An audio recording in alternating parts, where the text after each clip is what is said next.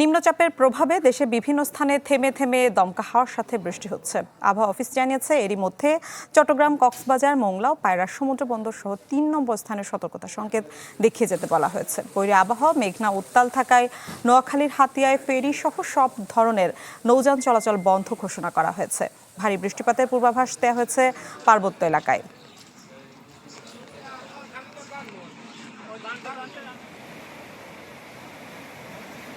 নগদ নিয়ে এলো হার না মানা হার অফার। সর্বনিম্ন 10,000 টাকা রেমিটেন্স নগদে পাঠালে থাকছে স্বর্ণের হার জেতার সুযোগ।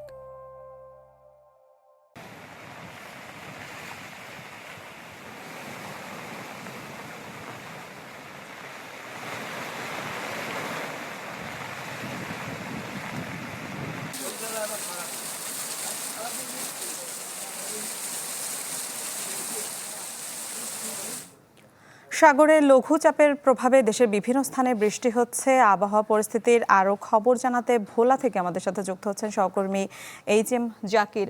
জাকির, নিম্নচাপের প্রভাবে দেশের বিভিন্ন স্থানে বৃষ্টি হচ্ছে, ভোলায় কি অবস্থা জানাবেন? আবহাওয়া অফিস নতুন করে কোনো তথ্য দিয়েছে কিনা?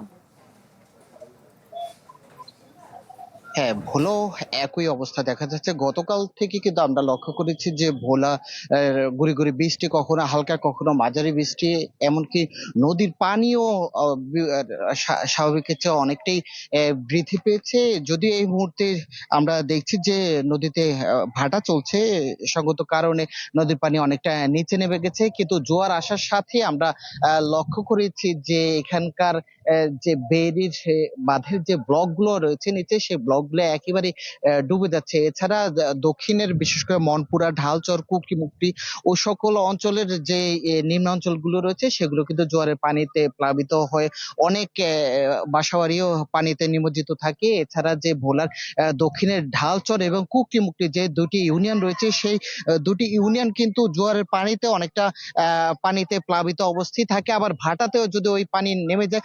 এছাড়া আমরা দেখেছি যে এখন যদিও নৌ চলাচল স্বাভাবিক রয়েছে, বিশেষ করে ঢাকা এবং ভোলা রুটে যে নৌ চলাচল সেগুলো পুরোপুরি স্বাভাবিক রয়েছে, কিন্তু যেই অভ্যন্তরীণ রুটগুলোতে বিশেষ করে ভোলা, লক্ষ্মীপুর এবং ভোলা, বরিশাল সহ ভোলার যে 10টি রুট রয়েছে অভ্যন্তরীণ, সেই রুটগুলোতে নৌ চলাচল কখনো বন্ধ করে দেওয়া হয়, আবার কখনো চালু রাখা হয়। এই মুহূর্তে কিন্তু আমরা দেখছি যে ভোলা, লক্ষ্মীপুর রুটের নৌ চলাচল স্বাভাবিক রয়েছে, কিন্তু যেহেতু ভোলা একটি দ্বীপ জেলা, সেই ক্ষেত্রে দেখা যাচ্ছে যে মানুষ এই নদী পথের মাধ্যমে কিন্তু তাদের চলাচল করতে হয় বিভিন্ন জেলায়।